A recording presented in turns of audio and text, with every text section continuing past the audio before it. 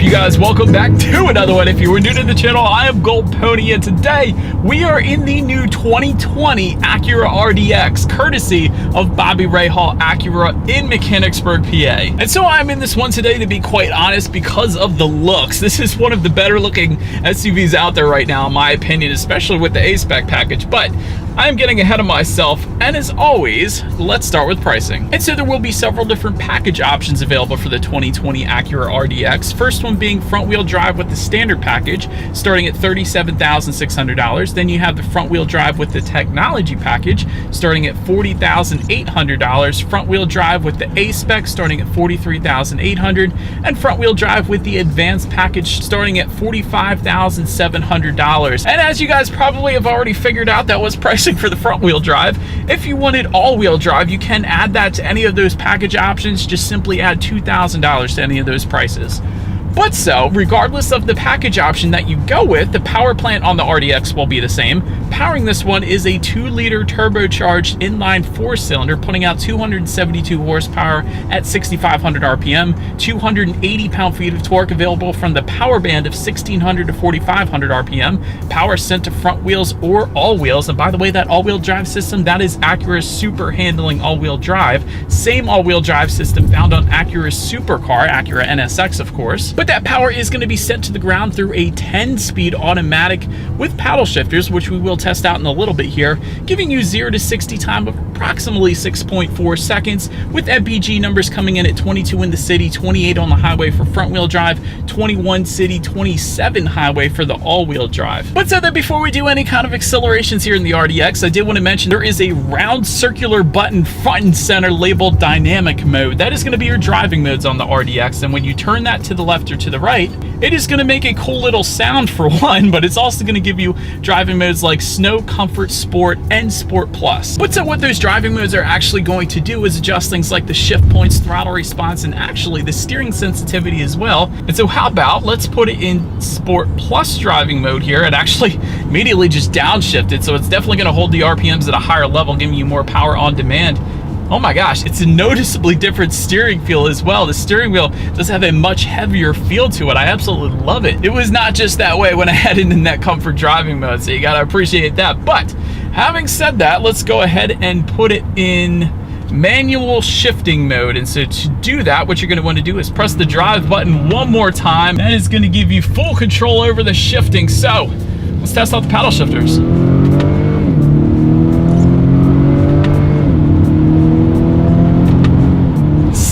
Delay, not bad though. It's just an ever so slight delay. So with the RDX, I probably wouldn't mind playing around with the paddle shifters. They're really not all that bad. Definitely going to be useful though when it snows as well. You can use the paddle shifters to do some engine braking rather than actual braking when you're going downhill. So they're there for that as well. But acceleration was actually quite impressive too.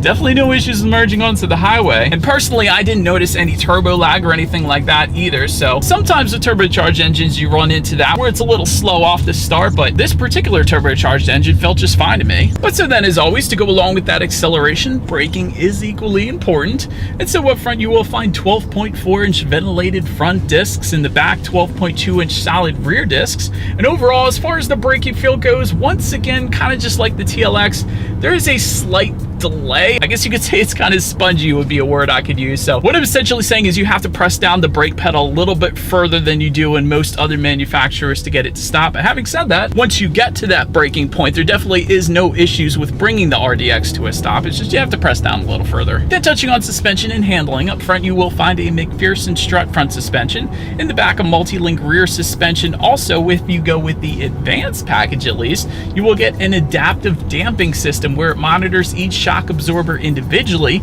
and adjusts the suspension based on not only road conditions but your driving style as well. So that is not only going to give you a smoother ride, but it's also going to firm up the suspension during heavy cornering, giving you a little better handling as well there. And again, as far as the steering feel goes, if you have it in that Sport Plus driving mode, it is excellent in my opinion. If you wanted a looser steering feel, you do have those other drive modes as well, so they're going to be there for you. So the RDX really does adapt to you. You can really make it your own, so that's kind of cool. And so as far as ride quality goes, we do have the technology package today, so even without that adaptive damping system, ride quality is definitely fine for me. No issues with the RDX soaking up Pennsylvania's road imperfections in this drive today, at least. And as far as cabin noise goes, definitely no issues there either. The only noise I'm really hearing is the air conditioner on right now, but that's about it.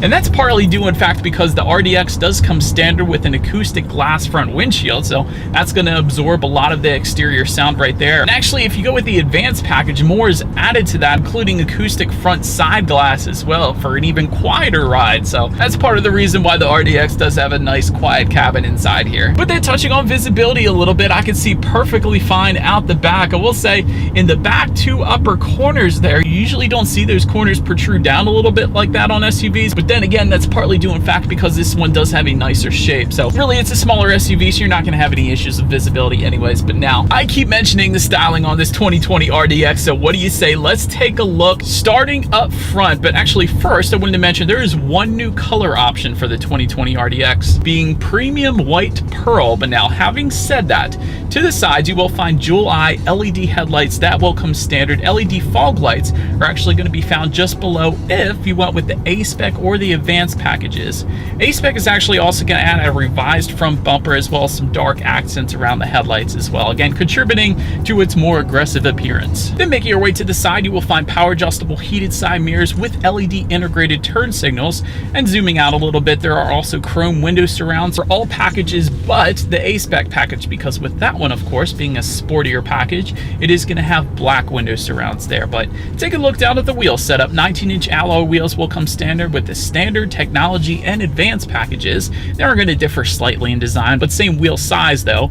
And then the A-Spec package is going to be the one package option that is going to bump that wheel size up to 20 inches.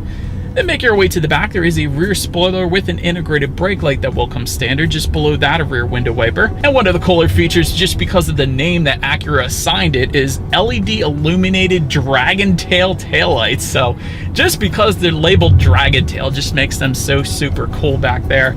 And below it all, dual exhaust outlets with chrome tips, so you guys know what we have to do next. As always, here is that exhaust clip.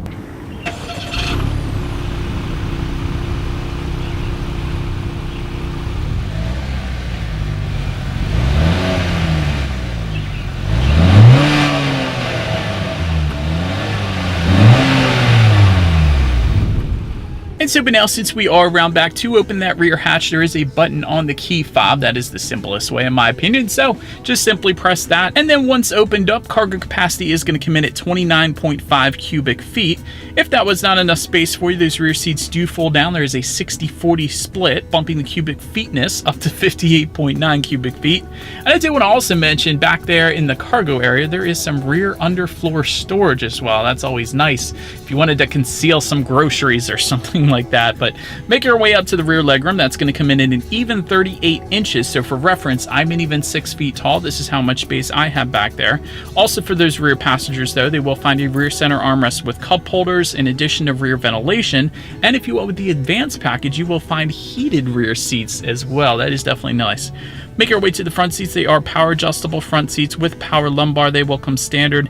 Heated front seats will come standard as well. And if you wanted ventilated front seats, go with the A-Spec or advanced packages. If you wanted suede accents, that is going to come with the A-Spec. But leatherette trim is going to come standard, and a Milano premium leather is going to come with the tech trim and up. But so then taking a look forward, there's a tilt and telescoping steering wheel. It is leather wrapped. And if you went with the advanced package, it will come heated as well. When it comes to the startup, let me first start by showing you guys the key here. You do have your Acura logo on the one side end. When you flip it over, lock, unlock, and again that button to pop the rear hatch. But a push button start is actually going to come standard on all package options. So all you need to do is just simply push your foot on the brake and press that engine start button just by the driver's right knee there. And so, but then once started up, tachometers on your left, speedometers on your right. There is a fairly large digital display front and center. To control what is on that digital display, simply use the steering wheel mounted controls on the right side there. And I did want to also mention there is is a head-up display if you go with the advanced package, and also the gauge setup is going to differ slightly if you went with the A spec. It's going to have some red accents to it basically. But touching on overall interior quality, A spec package is going to add black headliner, sport pedals, dark brushed aluminum trim, and A spec door sills. But other than that, ambient lighting will come standard, frameless rear view mirror as well, along with an auto dimming rear view mirror. I always love the frameless rear view mirrors. But dual zone climate control standard, along with a panoramic moonroof, letting in so much more light today. Gotta love it. HomeLink controls also standard, found right underneath that rear view mirror there. And overall, I love the two-tone finishes and the brushed aluminum trim found throughout this one. Definitely a very high-end look on the interior. I'm definitely a fan. But now let's make our way to the tech actually. 10.2-inch high-resolution display screen will come standard. To control what is on that display screen, there is a touchpad controller and a couple buttons located just behind the drive button there. And in case you were wondering, it is not touchscreen, and I guess that kind of makes sense. It is a little bit of a distance for you to actually reach out and touch that screen unless you stretch Armstrong or something, but just playing around with it today, it is fairly easy to use. So it essentially kind of reminds me of using maybe a laptop, I guess you could say. But up front on that screen, you will find Bluetooth and audio streaming, as well as Android Auto and Apple CarPlay coming standard. Factory navigation system is going to come with the technology package and up, and you can of course find your radio settings up there as well. By the way, the sound systems do vary from package to package here, so I should mention this. Acura Premium Audio System will come with the standard package that gives you 9 speakers. If you want with the technology package that we have today, you get an ELS Studio Premium Audio System with 12 speakers. And if you go with the A-Spec or Advanced package, you will get an ELS Studio 3D sound system with 16 speakers and 710 watts. But that's not the one we have today. We do have the 12-speaker ELS Studio Premium sound system. So let's go ahead and turn it on here, see what we got playing today, and let's test out the clarity of this one. Actually quite clear. Very impressed with the clarity there. Good bit of bass as well. Again, I never know what's going to come on, but definitely with the 12-speaker ELS Studio sound system, definitely pretty impressed there. But then on that tech display, last thing I wanted to mention is when you do put the RDX in reverse, and by the way, the way to do that, there is an R button there. You just press back on that little button and that will put you in reverse. And when you do that, that is going to give you a rear view camera. And if you went with the advanced package, you're going to get a surround view camera. But either way, that is going to let you know who or what is behind you, which is always going to lead us into safety. And so to start, there are front, side, and side curtain airbags, as well as driver and passenger knee airbags as well. You don't usually find that standard on vehicles. In the back, you're going to have latch, of course, lower anchors and tethers for children for the rear car seats, but also standard. All package options are going to include collision mitigation braking system, adaptive cruise control, lane keep assist, road departure mitigation system, forward collision warning, and lane departure warning. That's a ton of standard safety there. And if you want the technology package and up, you are also going to get front and rear parking sensors and a blind spot information system with rear cross traffic alert. And so, but that is about it for this one, you guys. Thank you so much for watching. Be sure to like the video and subscribe. Feel free to follow me on social media at the bottom of the screen there, and I will see you guys in the next video. Stay gold.